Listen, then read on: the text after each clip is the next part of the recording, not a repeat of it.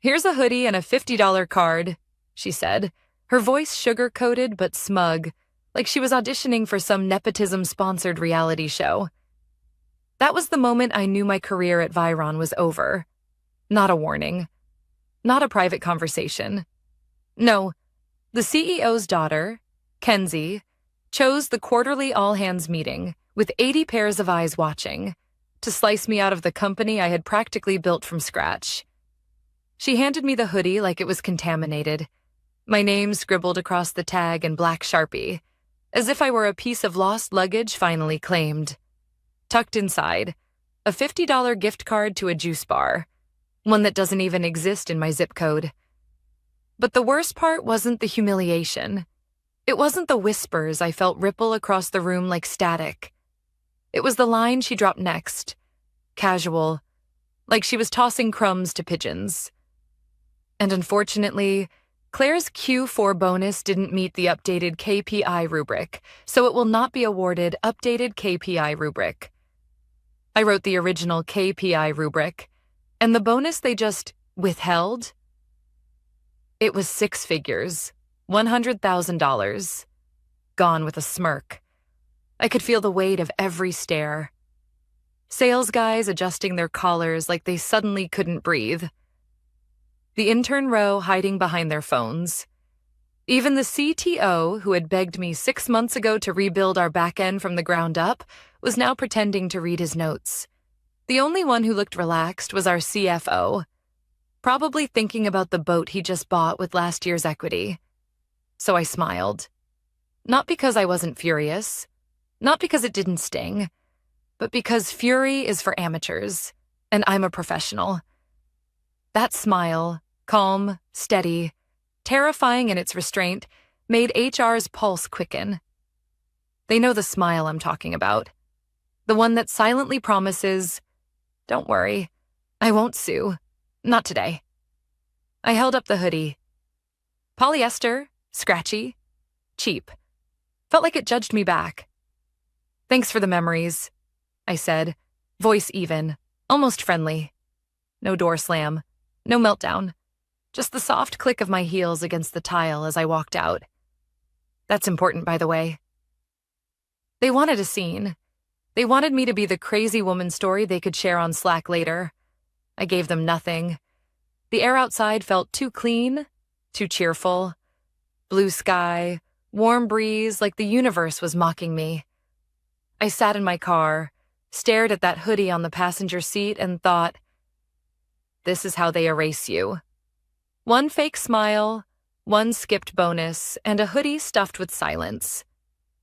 But here's what no one in that glossy conference room noticed. HR didn't have me sign anything. No exit packet, no NDA reminder, no acknowledgement that my termination was fair and legal. Just a cheery pre-written email saying my company account would be shut down at 3 p.m. sharp. And that small oversight? That was my opening. Because 3 weeks earlier, I had already prepared for this. I'd been sitting in a booth at a bar that smelled like old fries and regret, my laptop balanced dangerously close to a glass of cheap Pinot. Across from me, my attorney, Shelley. Real attorney, not the listening ear corporate like to parade out when someone raised a complaint. Shelley leaned over my screen, pearls glinting under neon beer signs, and whistled. "Claire, are you sure you want to go through with this?" I nodded. Calm, certain. They've been treating me like an employee. But I've been acting like an owner. Time to get some insurance. That insurance? A clause. Buried so deep in our vendor contracts, it practically wore camouflage. Clause 14.3a. It tied my employment directly to the licensing of the very platform the company ran on. The platform I had built through my LLC, quietly invoicing under operations architecture and integration. If they terminated me without formal review and documented cause, the license revoked instantly. No lawsuit, no arbitration, no warning, lights out. Was it petty? Maybe. Was it legal? Absolutely. That night, while Kenzie rehearsed her Instagram live about gratitude rituals, I was encrypting backups, notarizing contracts, and placing one printed copy of that clause in a fireproof box in my attic. So when she handed me a hoodie and tried to erase my legacy with a $50 juice card, I didn't scream. I didn't fight. I thought one thing: activate clause. Because walking out of that office wasn't an ending. It was the trigger. And Kenzie? She had just pulled it herself. 3 weeks before the hoodie hit my desk, I was already preparing for the worst. It wasn't paranoia.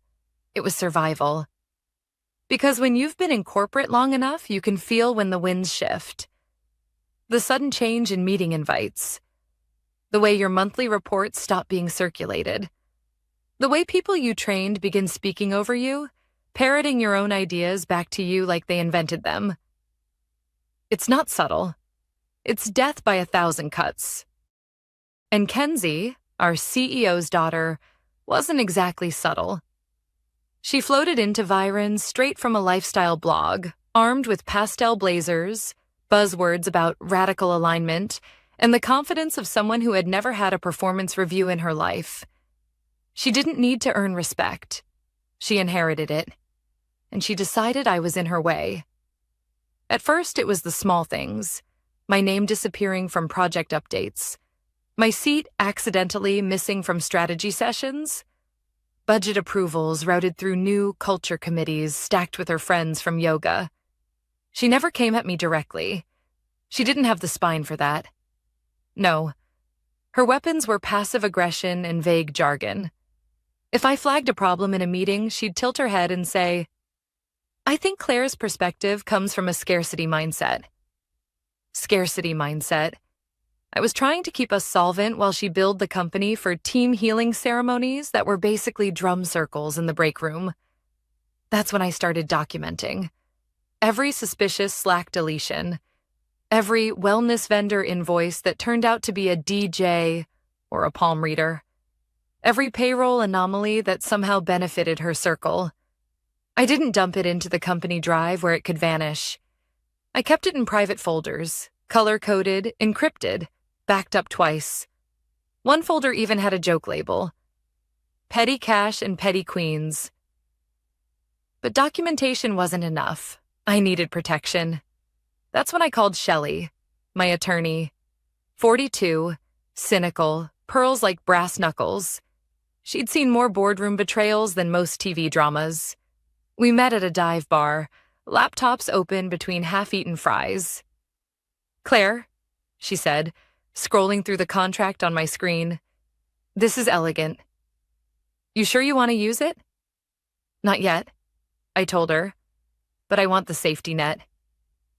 The clause was simple, buried deep in our vendor consolidation contract.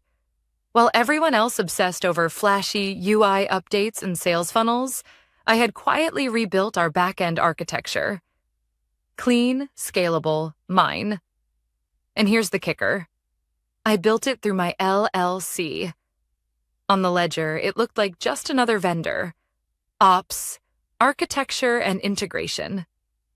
Nobody noticed when the invoices shifted. Nobody read the fine print. Clause 14.3a. In plain English. If the company terminated me without formal review and documented cause, the perpetual license to the entire back-end stack revoked instantly. No court battles. No arbitration. Just gone. It passed through legal without a question. Rubber stamped by a department too busy drowning in red lines to notice one more paragraph. I didn't want to use it. Let's be clear. I loved my work. The systems, the build, the people who actually cared. But every time Kenzie smiled with those bleached veneers and called me Claire Bear in meetings like I was her pet, I felt the trigger twitch. And when I caught her deleting budget reallocation messages from Slack, I knew the countdown had begun. So when HR fired me with a hoodie and a juice card, without signatures, without process, I knew exactly what they'd skipped over. I walked out calm, sat in my car, opened my personal laptop, the one I never connected to company Wi-Fi. On it, a very specific file in a very specific encrypted partition, labeled simply Clause 14.3a trigger.pdf. I didn't hit send. Not yet. Timing is everything. Because here's the thing. When you leave a company like that, silence is scarier than rage. Rage they can spin as bitterness. Silence? Silence makes them paranoid. It makes them wonder what you know, who you're talking to, what's about to drop. And sure enough, within days, cracks began to show. The finance team accidentally sent a corrected revenue projection off by $900,000. They blamed API issues, but I knew the truth. They didn't understand the two-step audit process I'd designed. I never gave them the playbook. Then came the tech unraveling. A microservice collapsed during a client demo. The DevOps contractor, handpicked by Kenzie because he ran vision board sessions, couldn't even navigate the schema. My naming conventions were a foreign language to him. Meanwhile, customers started tweeting about delayed fulfillment. The trust was leaking. And me? I stayed silent. No updates on LinkedIn, no rage posts, no cryptic subtweets. Just gone. Because I knew what they didn't. Behind the scenes, Monolith Capital was preparing to pour $50 million into our Series B, and due diligence was already underway. Every spreadsheet, every vendor agreement, every contract was being combed through with a magnifying glass. And buried in those contracts, quiet and invisible, was my clause. Kenzie thought she'd erased me with a hoodie. But what she'd actually done was flip a switch she didn't even know existed. And soon, that switch would light up the entire boardroom. It started with whispers. 2 days after I left, my phone buzzed with a message from a former teammate. "Claire, did you know the finance team is panicking? They can't reconcile Q4 numbers." I didn't answer. I never do. Silence unnerves people more than words. By the end of that week, Monolith Capital had begun their due diligence for the Series B round. $50 million was on the table. Every contract, every vendor agreement, every licensing clause was being dissected. And suddenly, Viren's polished exterior was looking less like glass and more like ice. Cracks spreading if you knew where to look. The first crack came from finance. A revised revenue projection landed in Monolith's inbox, short by almost $1 million. The excuse? QuickBooks API delays. The truth? They didn't know how to run the reconciliation system I'd built, because I never gave them the full playbook. Why would I? You don't hand blueprints to the people sharpening guillotines. Then came operations. 3 microservices collapsed during a client trial. The DevOps contractor, Kenzie's friend from some vision board retreat, couldn't navigate the schema. My architecture was solid, but it required context. Knowledge management doesn't happen by osmosis. I'd warned them months ago. They ignored me. Meanwhile, customers started tweeting about missed deadlines and delayed onboarding.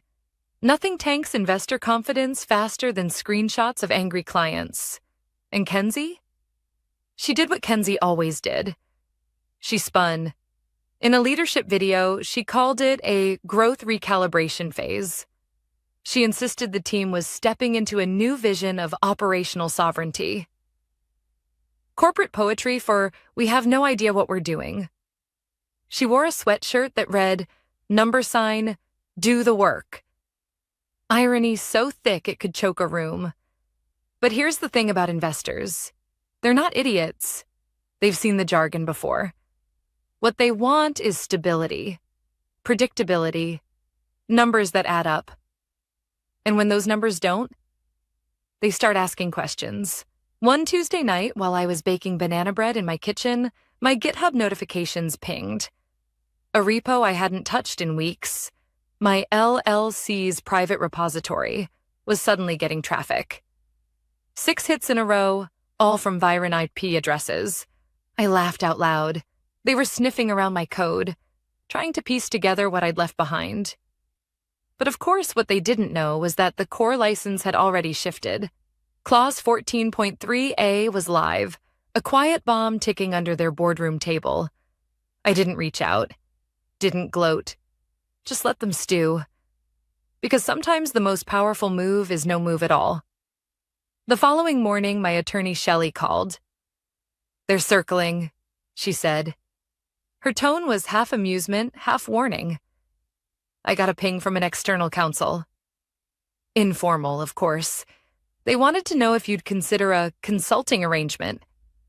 I smiled into my coffee. "And what did you say?" I told them my client isn't available for informal anything.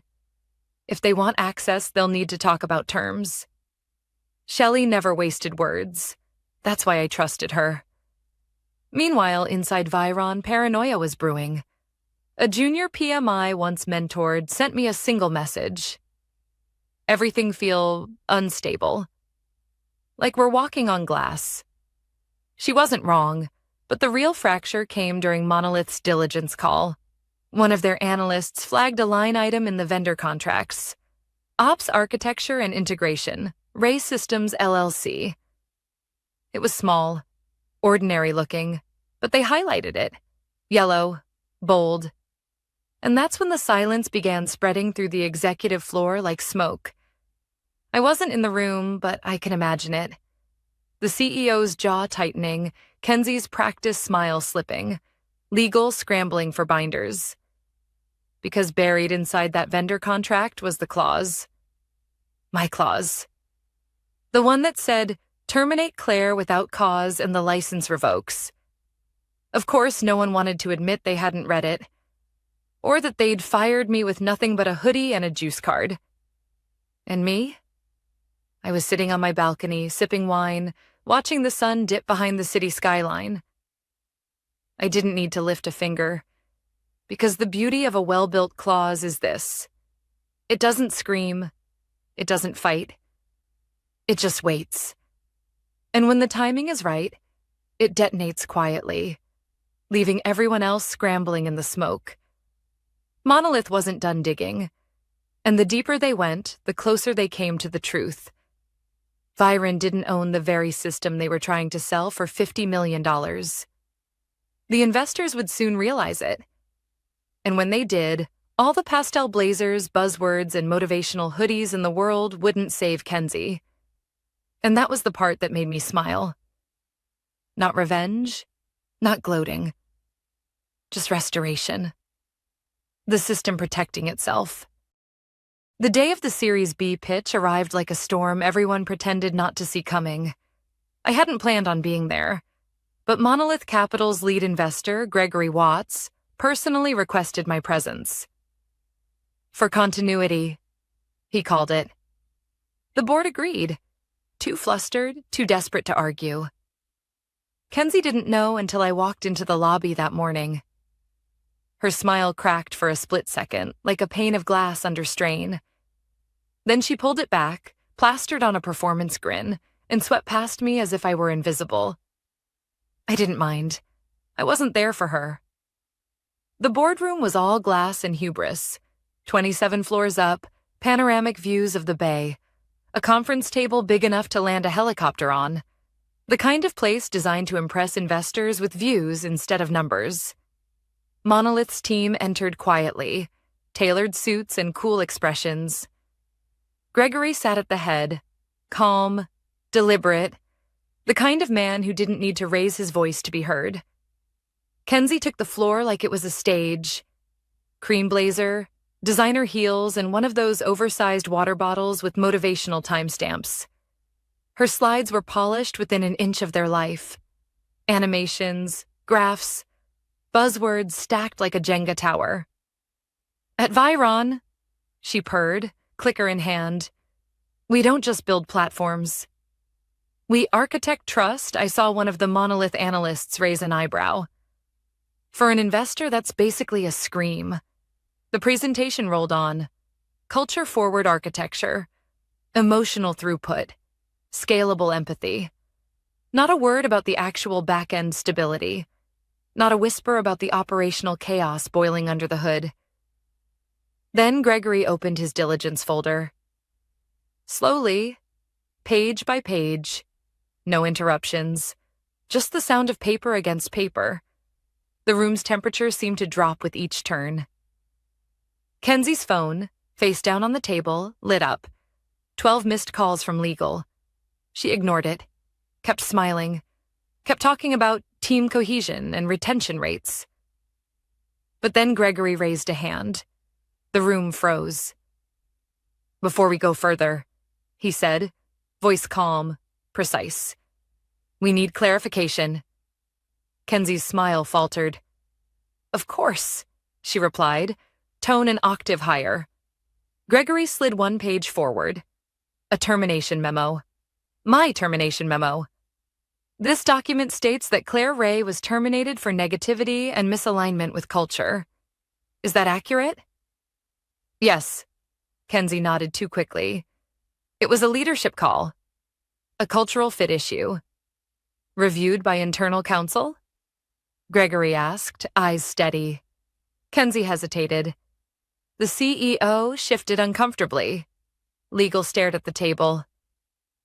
Gregory didn't press. He simply turned to the next page and held it up with 2 fingers.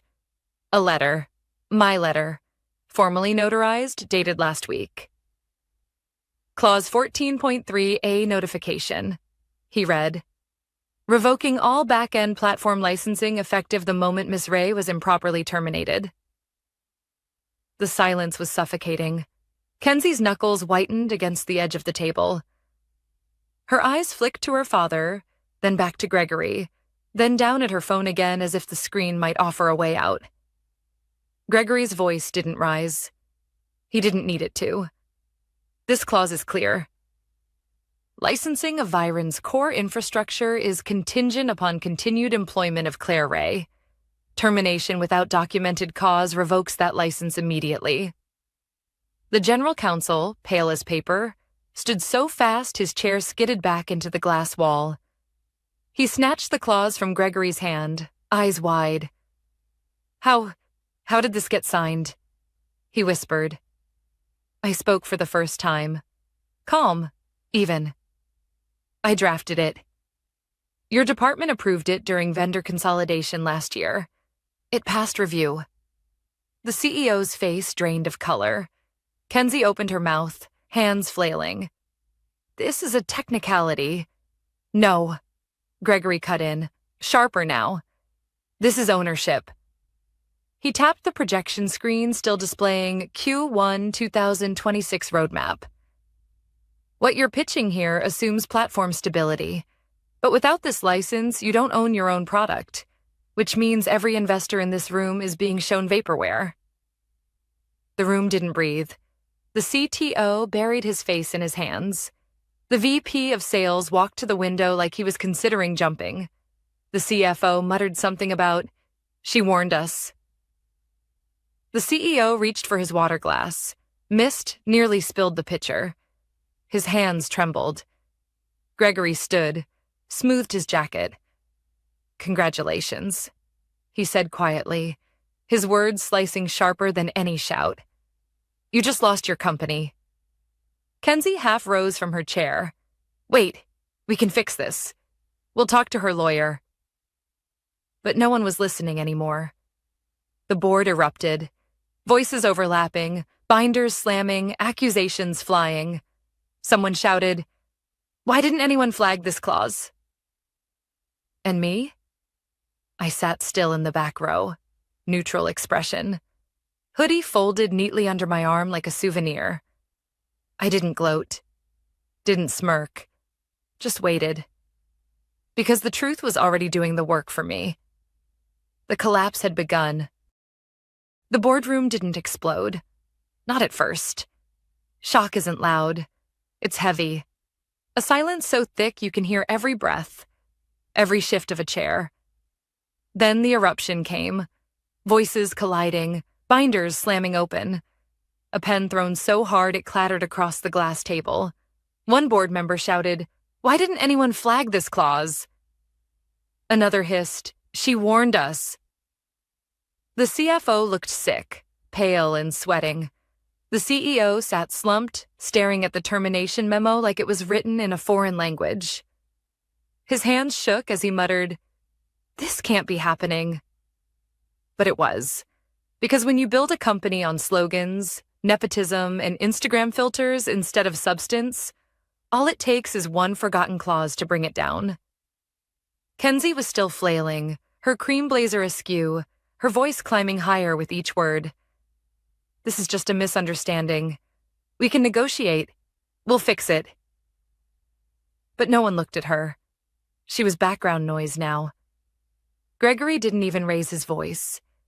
He simply slid the clause across the table like it was a final exam graded in red ink.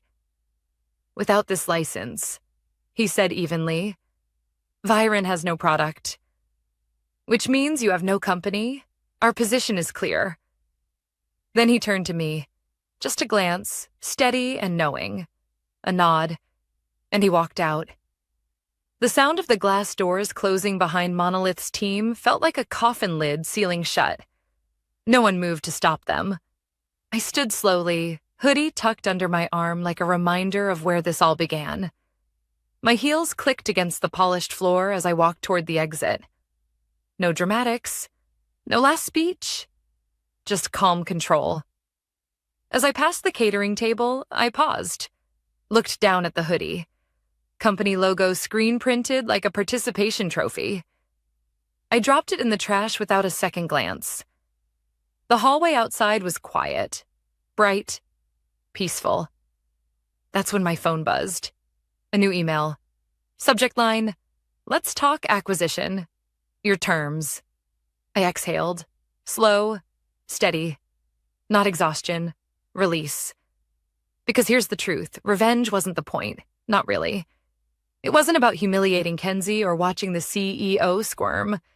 It was about restoration. For months, years even, I'd watched real work get erased. I'd watched competence pushed aside for connections. I'd watched someone who contributed nothing siphon resources, steal credit, and smile through every lie. And when I raised concerns, I was told to focus on positive forward momentum. Translation, shut up and let the rot spread. That day with the hoodie and the juice card? That wasn't just an insult. It was an attempt to erase everything I had built. My systems, my legacy, my worth. So I built protection into the very bones of the company. A clause that didn't scream, didn't fight. Just waited. And when they pushed me out without cause, they triggered it themselves. The collapse wasn't me swinging an axe. It was them cutting through their own support beams. All I did was step aside and let gravity do the rest. Walking out of that building, I realized something. The most powerful response to betrayal isn't anger. Anger makes you reckless. It feeds the narrative that you're bitter, unstable, replaceable. The real power is calm, preparation, patience. Because silence makes people nervous. Documentation keeps you safe. And sometimes the best revenge is simply letting people trip over the traps they set for themselves. I didn't need to scream or post cryptic goodbyes on LinkedIn. I didn't need to prove them wrong in words. I had already done it in structure, in contracts, in systems that outlasted their slogans. By the time Monolith walked away, by the time Kenzie's frantic voice cracked under the weight of her own lies, by the time the CEO dropped his glass and clutched his chest, I had already won. Not because I destroyed them, but because I protected myself. That's the message I carry, and the one I want you to remember. When someone tries to erase your worth, don't waste your energy fighting their narrative. Build your own foundation. Document. Prepare. Protect. Because the quietest moves, the ones no one notices until it's too late, are often the most powerful. I stepped into the elevator, doors sliding shut behind me, leaving the chaos upstairs to devour itself. My phone buzzed again. Another email, another opportunity.